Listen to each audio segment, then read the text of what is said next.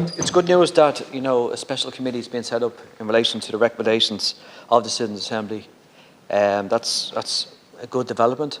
So I have a number of questions. One is when will that committee commence? Second is how long will that committee go on for? If it goes on for a very protracted period, then we're into the circumstances where there could be a general election and nothing really happens. My kind of hope that it would be a very short special committee, 3 to 4 months, and then it gives time at least the government in relation to recommendations and possible legislative changes around the recommendations. A number of deputies raised the Citizens' Assembly on drug use, so that was discussed at Cabinet today.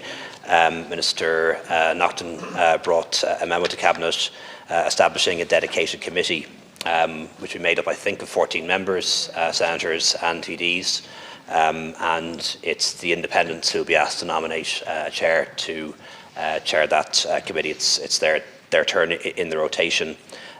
We'd expect it to be up and running next month, or certainly no later than April. There are some technicalities around that, and they are being given 7 months to carry out their work and make their report. But they don't have to take 7 months. It could be done more quickly.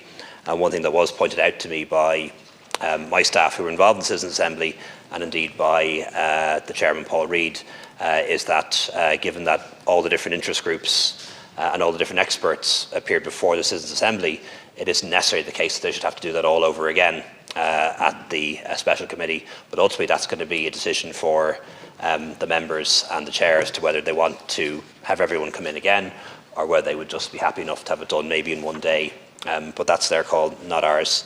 One thing I would say in relation to the 3 takeaways from the report, and the chairman, Paul Reid, was very clear on these things. He said that we should have a dedicated committee and not just refer it to health or justice, because it's about health and justice and a lot more.